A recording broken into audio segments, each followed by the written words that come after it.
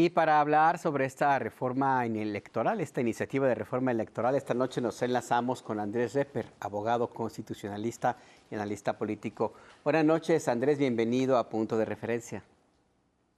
Querido Alberto, querida Azul, muy buenas noches, qué gusto saludarlos y qué interesante tema para discutir. Estoy a sus órdenes. Buenas noches. Muchas gracias. Sí, efectivamente es un tema muy interesante, pero hasta ahora las voces críticas parecen concentrarse en uno o dos temas y personalizar el debate para tratar de no abordar el punto básico, que es una transformación total del sistema político, de las formas de hacer y entender las elecciones. ¿Qué piensas tú de todo esto que vivimos ahora en estas últimas semanas, Andrés?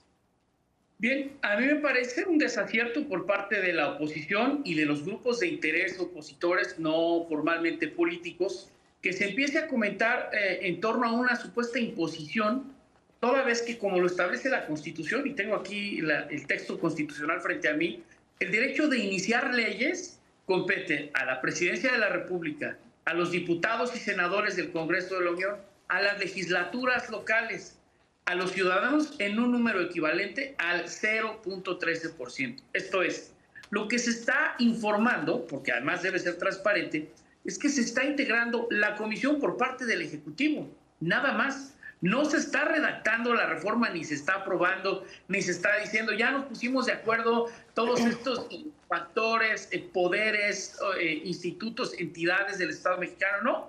Es el Poder Ejecutivo, una comisión especial, la cual tiene facultades de crear, de acuerdo con la propia Ley Orgánica de la Administración Pública, la integran personas de su gabinete, porque es una comisión del Ejecutivo, para que empiecen una serie de trabajos que, como ya lo mencionaron ustedes y en la cápsula, pues que contemplan la posibilidad de hacer encuestas, de consultar a la población, de que la población participe en una página de internet, que se hagan foros, no solo a nivel central en la Secretaría de Gobernación, sino en las entidades de la República, para tener una exploración, una ocultación a la sociedad mexicana y que se pueda, en todo caso, integrar una propuesta de reforma, una especie de anteproyecto del Ejecutivo. Faltaría que el legislativo tenga el suyo, los partidos tengan el suyo, la sociedad tenga el suyo. Entonces vemos voces, es que, ¿qué puedo decir? Exconsejeros del INE, comentócratas, ¿no? Los ya tradicionales abajo firmantes, como yo les llamo, que dicen, nos está excluyendo.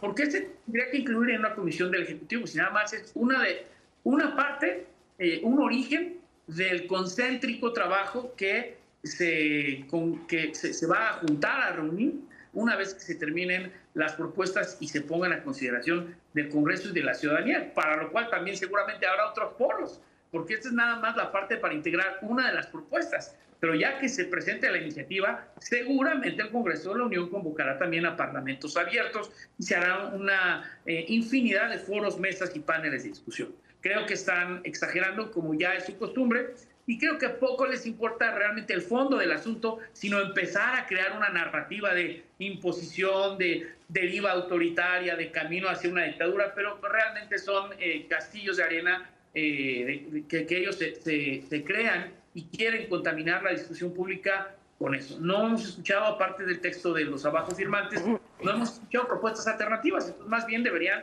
empezar a integrar la suya. Aquí lo que parece, Andrés, es que el Ejecutivo, la presidenta Claudia Sheinbaum en concreto, pues obliga a tener una discusión que pareciera que muchos no quieren tener, incluidas voces dentro del propio movimiento que ha arropado a la presidenta, ¿no? Como un Ricardo Monreal que dice, no, pues como que a nadie le interesaba ahora. ¿Por qué lo dice? Pues es una cosa que hay que considerar también. Pero el proceso en sí mismo habla de justamente una cosa que no está escrita en piedra y que se va a empezar a discutir. Eso creo que queda bastante claro. Lo que también creo que es importante, y me gustaría conocer tu punto de vista, Andrés, pues son los temas. No están escritos en piedra, pero ya se sabe que se va a discutir y ahí parece que hay muchos que se sienten zarandeados. Nada más por poner algunos de los temas: libertades políticas, representación del pueblo, sistema de partidos y financiamiento y prerrogativas. Pues no es cualquier cosa, Andrés. No, no lo es. Son temas importantes. Solo para abordar la primera parte de lo que me acabas de decir, la clase política viene acostumbrada de los arreglos en cortito.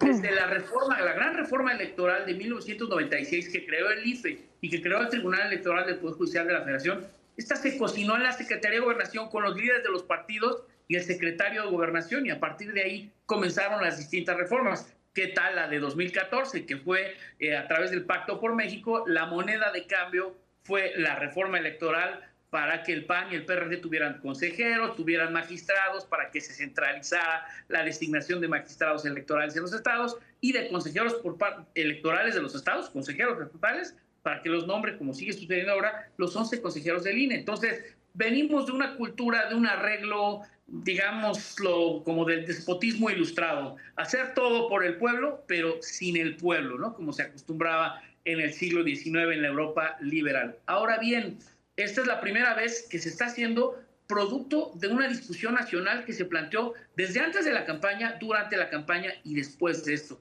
Es un momento histórico y estelar porque efectivamente es la primera vez que es el pueblo el que la acompaña y la defiende. Antes era un arreglo, eran iniciativas de los partidos, de los líderes de los partidos. Queremos más pluris, queremos más consejeros, etcétera, más prerrogativas, que ahorita tocamos ese punto si da tiempo. Y ahora no, es el pueblo, y curiosamente el pueblo que también dice, oigan, es mucho dinero. ¿Y cómo no lo va a decir si son 60,000 millones de pesos en 2024 la operación electoral en su conjunto? Ahora, entremos a los temas que acabas de mencionar. Bueno, el más importante de todos me parece que es la representación ciudadana. ¿Cómo transformamos los votos en curules y en escaños que produzcan una gobernabilidad en el Parlamento para que se tomen decisiones? Antes decían, no, es muy bueno que haya una pluralidad de partidos para que tengan que negociar. Pues quizás sí. Sin embargo, en las últimas décadas vimos qué significa esa negociación. Esa negociación significa prebendas. Dame, toma y daca, ¿no? Tú me votas esto, como pasó en el Pacto por México, y yo te regalo consejeros, hago campañas de brazos cruzados para que ganes tú alguna gubernatura o alguna delegación, etcétera.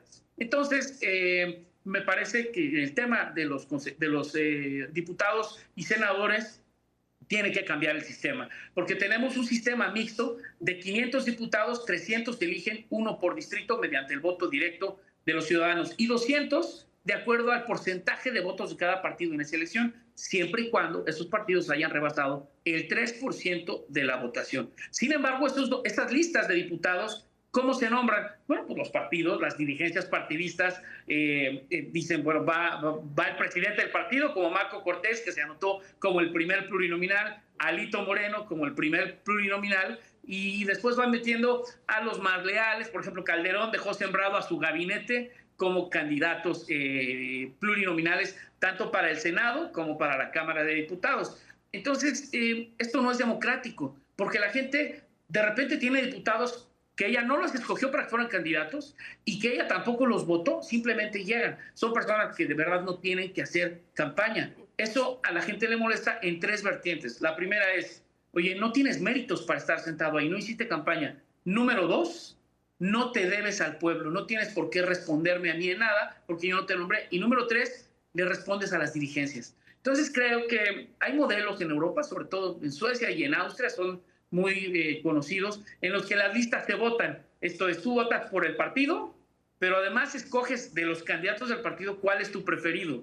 Y entonces, y nada más puedes votar uno. Al final, se dicen, bueno, por ejemplo, el partido Morena obtuvo tantos votos, pero de todos sus candidatos pluris, tal persona fue la que obtuvo más votos y así en orden descendente, y así entran. Por lo tanto, esto le quita poder a las dirigencias partidistas para vender caras a estas postulaciones. Bueno, y vamos hablando de la efectividad del voto.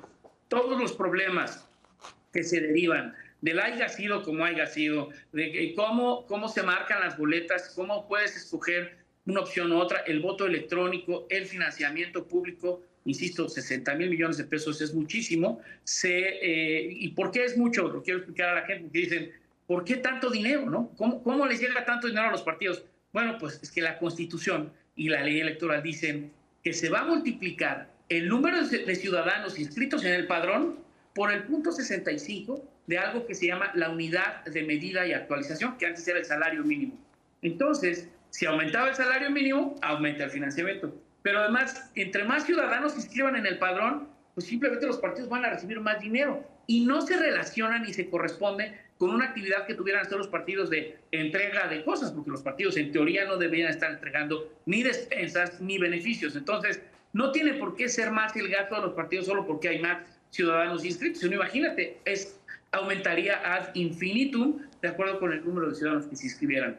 Híjole, y eso solo por poner dos temas de una amplitud de temas que se van a estar discutiendo en todos estos meses que vienen, Andrés. Si nos lo permites, nos gustaría estar contigo rebotando esta parte del proceso en el camino, porque efectivamente hay mucho sobre lo cual discutir.